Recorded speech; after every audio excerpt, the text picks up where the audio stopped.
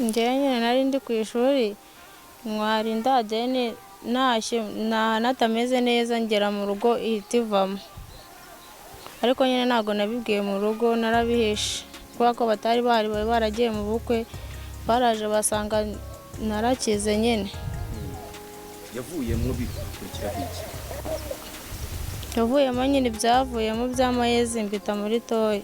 Yes, bakunzi ba KGD TV Rwanda, mwaramutse neza. Uyu munsi rero tuje kuganira ku ngingo ikomeye cyane ijyanye n'imyitwarire y'urubyiruko, cyane cyane abanyeshuri b'iki gihe basigaye bamaze iminsi badashobotse cyangwa se berekana imico itari myiza, harimo gutwara inda bo ubwabo bikururiye cyangwa se bakururiwe n'abandi.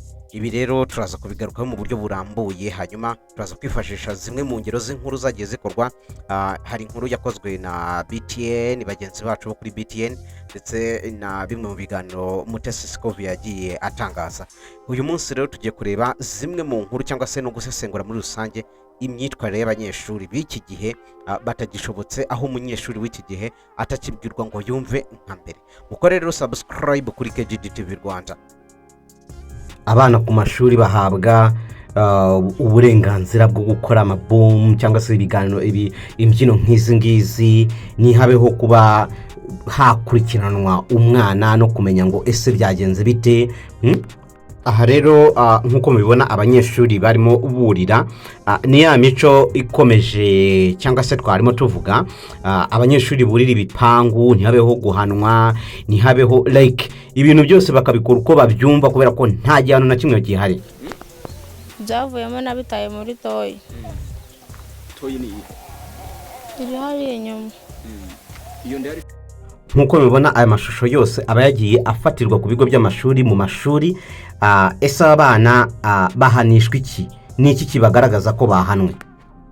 Bakunzi ba KGD TV Rwanda rero, nk'uko mubibonye cyangwa se turi buze gukomeza kubireba muri ano mashusho, izi ni zimwe mu nkuru zagiye zikorwa zivuga ku myitwarire y'abanyeshuri, bivuga ku myitwarire y'urubyiruko muri rusange. Hari indi nkuru nshaka ko twumva hano gatoya kugira ngo tuze kuyiganiraho by'ukuri twumva neza. Iyi ni inkuru yakozwe n'umwe mu banyamakuru hano mu Rwanda witwa Ndahiro Valens Papi, avuga ku banyeshuri n'ubundi. Reka tuyumve rero. Hano gace ka Kimisagara abana bahari benshi ntago biba byoroheye kwitwara mu buryo umuryango nyarwanda uba wifuza ko bitwara neza.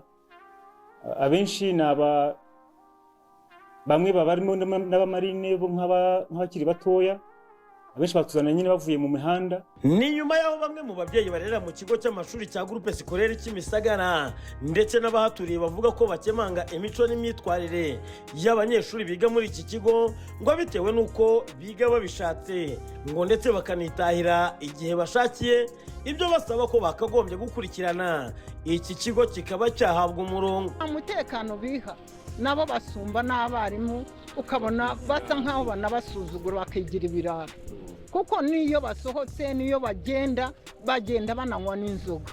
Ibi byatumye mu gitondo cyo kuri uyu wa kane twerekeza kuri kino kigo cy'amashuri cya Kimisagara, hari ku 2:22 za mu gitondo. Bamwe mu banyeshuri bari bageze mu byumba by'amashuri, abandi ariko bagenda basimbuka ikigo bitewe nuko baje bakerewe. Ngendahimana Thierry, umuyobozi w'iki kigo, avuga ko kurera abana baherereye muri aka gace bigoye, ngo kuko abenshi bafatwa nk'abamarine. Nabako biterwa n'akarere baherereyemo. Hano gace ka Kimisagara abana bahari benshi ntago biba byoroheye kwitwara mu buryo umuryango nyarwanda uba wifuza ko bitwara neza. Yes, nyuma rero yuko iyi nkuru tuyigarutseho cyane, twakibaza ngo urubyiruko rw'uyu munsi, abanyeshuri cyangwa se muri rusange urubyiruko turi kurera, nk'igihugu cy'u Rwanda kiri kurera, bavuga ngo u Rwanda rw'ejo ruri muri aba bana. Umwana niba bahawe capacity buruta cyangwa se ubushobozi buruta bwa mwarimu, mwarimu akaba atakivugwa, mwarimu akaba atagishobora gufata umwanzuro ku mwana, ni izihe ngaruka bishobora gutera? Dushobora kwibaza ngo ni izihe like impamvu zishobora gutuma umwana yitwara nabi. nize ingaruka bishobora guteza ku muryango nyarwanda? Ese nk'igihugu niki mukwiriye gukora kugira ngo dusigasire uru Rwanda? Kuko ubu ngubu ibigezweho nuko umuntu ukoze ikintu nabona kiri negative, sorry to say so, niwe uhabwa urubuga rwo gukomeza. Niba umwana uyu munsi ashaka kumenyekana, aragenda yiyambika ubusa ku makamera, uvuga ibintu bizima hano kuri izi mbuga nkoranyambaga ntakurikirwa. Ariko wa muntu wakoze ikintu kidasanzwe, kwambara ubusa, kuvuga nabi, gutukana, kugira gute, niwe wahawe urubuga. Ese nka guverinoma y'u Rwanda cyangwa se nka leta y'u Rwanda irebera abaturage bose hamwe, nize ngamba zihe mwafashe cyangwa se mufata kugira ngo bene aba bantu badakomeza kwica umuco byitwa ko ngo ari uguha umuntu uburenganzira bwe? Niba abanyeshuri bageze igihe cyo kuvuga ngo mwarimu ntavuga, umubyeyi ntavuga, umubyeyi ntashobora gufata akanyafu ngo acishe ku mwana ahita agenda aregwe, kandi nzi neza ko n'aba minisitiri cyangwa se abayobozi muri rusange bagiye barerwa muri ubwo buryo, bagiye barerwa bacishwa akanyafu, bagiye barerwa, niyo mpamvu bavuyemo umuntu ukomeye. Kuko umwana wa kera yaragendaga akavuga uti ni nta mu rugo papa arankubita, papa aranyica, ariko by'ukuri atari ukwica. Ariko kubera ko abana b'iki gihe bahawe freedom yihagije, yajya ku ishuri atajya ku ishuri, hari n'abo dusunikira kwiga batabishaka, hari usunikirayo stila akagera ku ishuri akanywa ibiyobyabwenge, akagenda akabikirara, akagenda akagira ate. Sometimes n'abana bacu ntibagire gahunda yo kuba basobanukirwa. Zimwe mu ngaruka hari ukuba abanyeshuri bacu turi kugenda turera, umwana akakanya gutwara inda ni ibintu bisanzwe. Kubera iki? Yagize umwanya wo kuba exposed hanze. Umwana w'iki gihe kunywa ibiyobyabwenge ntabwo bigifatwa nk'ibintu bishyashya. Kubera iki? Exposed ibintu byose arabibona we ku giti cye arabyirebera, akavuga uti niko kuri uko ubwo ibintu byose ndabibona. Niba narabonye kanaka nk'u itabi kuki ngiye se ntagerageza, kubera ko atigeze agira umuntu umwigisha. Impamvu rero nyamukuru zituma abanyeshuri muri ino minsi bitwara nabi, hari ukubura ubuyobozi bufite umurongo. Mu rugo nta tegeko rihari, mama sinibabariza umwana, sinigire gute, umwana yakubwira uti yakubita na mugenzi we ati cecekere mama. Bivuga ngo no mu rugo kuba uburere bwa mbere buhera mu rugo, umurongo mu rugo ntawe uhari. Papa na mama barasuzugurana, papa na mama birirwa barwana, papa ntahari yagiye muri business, na mama ntahari yirirwa muri business, njye nirirwa n'umukozi mu rugo. Umwana ntabone cyagitsure ryategeko uvuga uti kugera mu rugo n'izi saha nizo kujya kuryama, niba ari ukuryama, izi saha nizo kwiga, kugira ngo mugire umurongo mu rugo.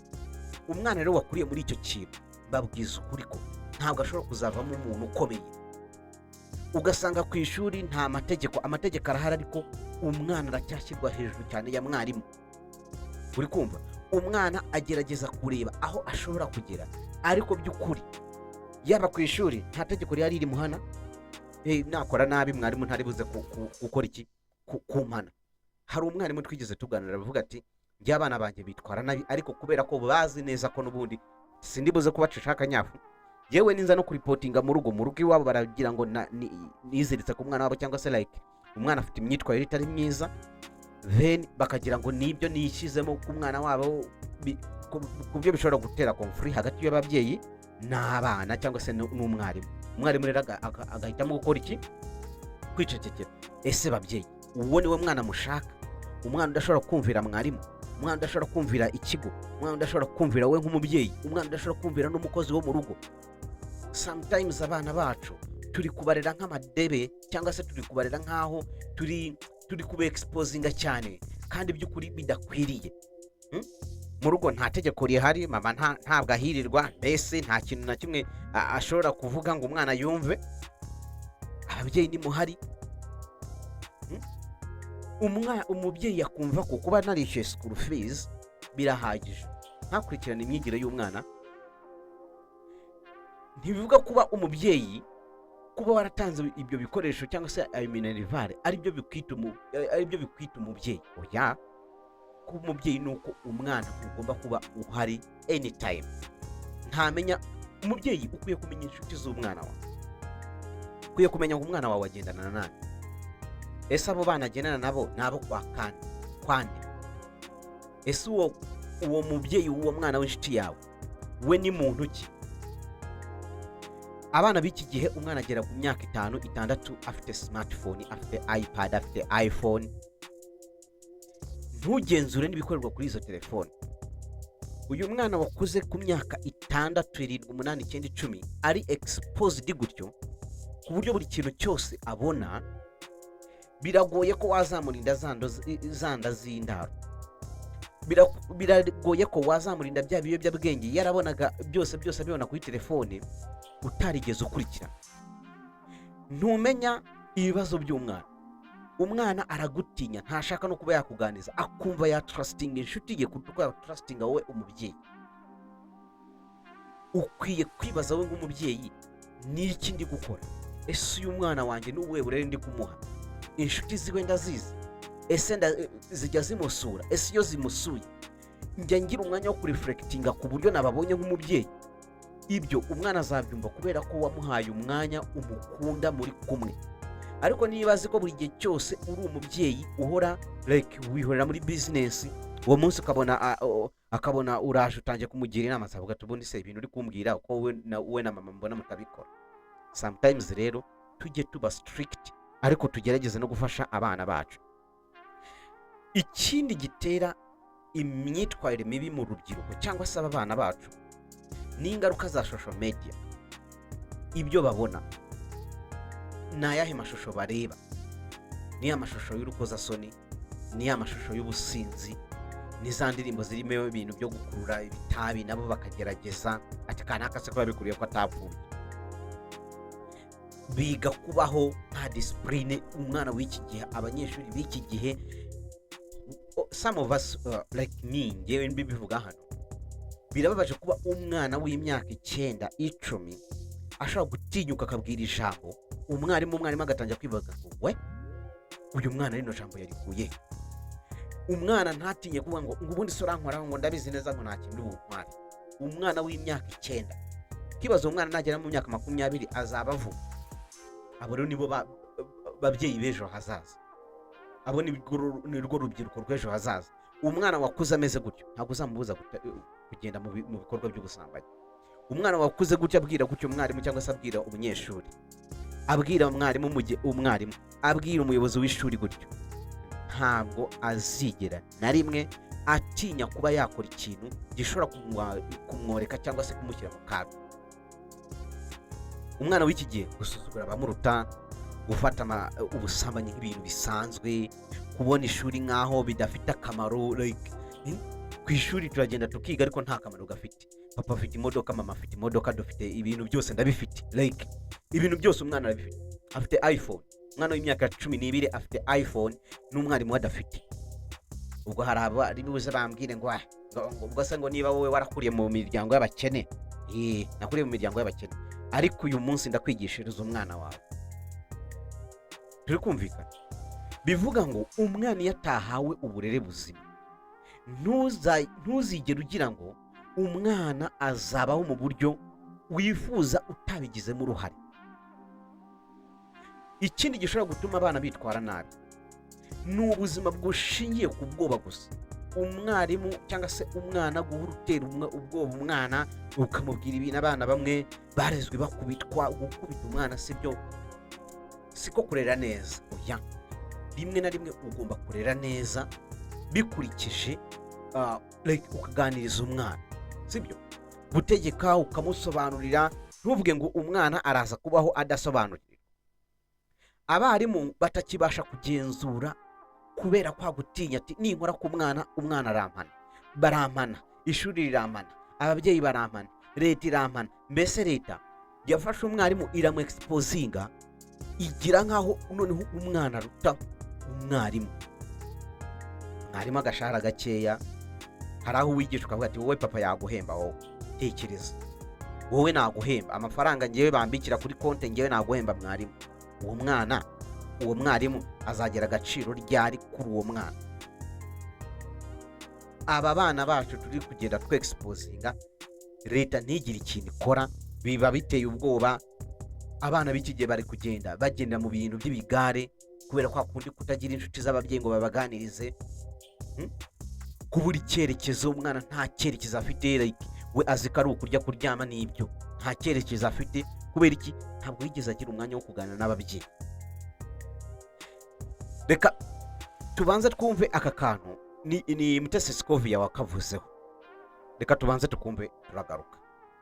Ishuri kandi iyi gatanu ugira ngo ni muri dore twaye nibura byaye nijoro. None ko ngo ababyeyi barakaye ngo abarimu ni gute umwana agira atwita amezi 9 abarimu batarabimenya aho umwana ataba mu rugo. Umwana w'umukobwa yarabyaye ejo bundi kan Kigali mu ishuri kandi iyi gatanu. Nyuma rero yo kumva Mutesi Scovia icyo kintu yagarutseho, rimwe na rimwe abana bacu imyitwarire kuba exposed ku mashuri, bemerwa telefone ku mashuri, bifata amashusho y'urukozasoni, umwana akabyina akiyambika ubusa kugira ngo abe umusitari amenyekane. Sometimes ibi bintu bizajya bigenda biduteza ingaruka. Niyo mpamvu igihugu cyacu rimwe na rimwe imico n'imyitwarire rimwe, hari umunyamakuru kagiye yigeze kuvuga ngo Kiliziya ngo yaciye kirazira, byongera iki? Byongera urugomo mu banyeshuri. Uyu muntu w'imyaka 10 ejo bundi azaba umwana w'imyaka 20. Uyu mwana w'imyaka 12 uyu munsi usuzugura ababyeyi, usuzugura mwarimu, utagira umuntu yubaha n'umwe, uyu niwe uzaba minisitiri w'ejo. Ese bene nk'uwo wabaye minisitiri, niba minisitiri mujya kumva yafashe nk'icyemezo kigayitse. Dukwiye kureba nka minisiteri ishinzwe umuryango, mushinzwe iki, mukora iki gituma umuryango nyarwanda aka kanya bafite cyangwa se tugira ubwoba bwo kwitwa ngo ese igihugu cyacu kiragana he, kuko nta cyerekezo na kimwe dufite. Nutangira video wabonye umwana agiye ku ishuri atwara inda. Ibi bintu kubera kwa kundi umwana yigize urugomo, yuzuye ubugome ku buryo kwica umuntu atabikibitinya, kugenda agakuramo inda nta kibitinya, kugenda akanywa itabi nta kibitinya, kugenda agatuka mwarimu ntabwo akibitinya. Kubera iki? Ntabwo yigeze ahabwa uburere bwa nyabwo. Ababyeyi rero murasabwa iki? Mwegera abana banyu, muganiriza abana banyu. Ikintu umwana asabye banza ukigenzura, uvuge ati iki kintu nibyo. Genzura. Ntuhari uri muri business, ntuhari papa ari muri business, mama ari muri business. Ariko se muzi ko aba bana uramutse upfuye aka kanya waba basigiye iyihe baggage, waba basigiye iki? Babyeyi murasabwa gushyiraho amategeko asobanutse kandi yumvikana. Byaba na ngombwa umwana agahanwa. Guhana ntago ari ugukubita ngo wice, ariko iceza hasi ubwira umwana umusobanuro. Ibyo bintu ntago uzabikora ku mwana w'imyaka 20, utarabihereye ku mwana w'imyaka 2, 3, 4, 5 ngo umwereke iki kintu ngo ni kibi, iki kintu ni cyiza. Mu burugero ku bana banyu, henze wowe na mama murirwa mushondana, umwana azavuga se bizagenda gute? What is it? Kugenzura ikoranabuhanga, ababyeyi mugenzura ikoranabuhanga. Ibintu abana banyu bareba mu ndirimbo, ibintu abana banyu bareba ku ma iPad, ibintu mureba abana banyu bareba biratanga ubuhe burere, biratanga iriye somo. Leta rero turabasaba gushyiraho politiki zihamye z'uburere. Uyu munsi birahinduka, uyu munsi birahinduka, uyu munsi birahinduka, uyu munsi birahinduka. Mufate gahunda, mutubwire uti gahunda igezweho ni iyi ngiyi, tuyikomeze. Umwana agire aho agarukira mu gusuzugura, mu kubaha, agire yubaha umwarimu. Mwarimu ahabwa ubudahangarwa, mubyeyi ahabwa ubudahangarwa. Ariko aka kanya uyu munsi mwarimu aravuga nta kintu avuga ngo cyumvikane. Kubera iki? Leta yaravuze ngo umwana uzajya kubitwa wese mwarimu nta no kuza ngo gukora iperereza. Reka data, banza ugende muri gereza, hanyuma iperereza rizagera. N'ababyeyi nabo kubera imyumvire wenda itari myiza ku ruhande rumwe, ugasanga umwana arashara kuba ati umwarimu yagize gute. Leta nishyiraho amategeko ivuga uti umwarimu uzajya kubita umwana kuri iki kigero azajya ahanwisha iki. Ariko umwana wasuzuguye mwarimu bigaragara ahanishwa iki? Umubyeyi menye iryo tegeko. Gushyigikira abarimu, leta murasabwa gushyigikira abarimu aho biva bikajya. Mwarimu wa kera yagiraga agaciro kurenza mwarimu w'ubu ngubu. leta irasabwa kandi kugenzura imyitwarire y'abanyeshuri n'imyitwarire y'abarimu. Kuba mwarimu yahawe uburenganzira cyangwa se ubudahangarwa ntibivuze ko azajya noneho atsindagira cyangwa se akandamiza aba bana. Oya, leta irasabwa no gushyiraho gahunda zo kurwanya ubusambanyi n'ibiyobyabwenge mu rubyiruko. Aka kanya murajya kumva ngo umwana ngo yatewe inda, umwana w'imyaka wenda w'imyaka 16, ntiharebwe ngo uyu mwana yarezwe ate. Uyu mwana ku myaka 6 yarebaga filime z'urukozasoni, ku myaka 12 yarebaga filime z'urukozasoni. Ubwana bw'iki gihe nabwo busigaye ari ubushinzi cyangwa se ari inshinzi. Niba abana batagira umuntu bubaha ku buryo ikintu cyose bagenda bakagikora bumva dufite uburenganzira, leta nta kintu izatugira, ahubwo umwana ugasanga yiziritse ku musore kugeza ubwo amugushije mu cyaha. Nigeze kumva inkuru ahantu ngo umwana yaragiye ashuka umwarimu ati ababyeyi batoteza umwana, bamaze kumutoteza umwana ati ahamagara umusore bajyanye muri lodge. None se ninde wagushije undi mu cyaha? Imyaka irajya kwegerana 16 17, bafashe umuhungu baramuhanya, umukobwa baramuretse. Tugire equality ku bihano. Niba umwana bigaragara ko umukobwa yakoze ikosa ahanwe, niba umwana w'umuhungu bigaragara ko yakoze ikosa ahanwe. Leta riri kwiye gushyiraho ingamba n'ibihano bikomeye ku mwana wagerageje gusuzugura, gutukana, kwiyandarika, ubusambanyi n'ibiyobyabwenge.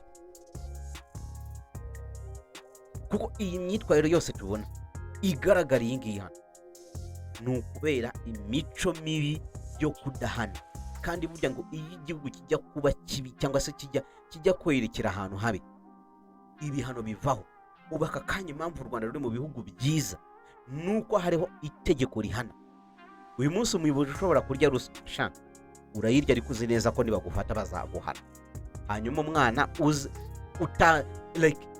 nta jyano na kimwe kuri we, usibye wenda kwica nibwo umwana ahana.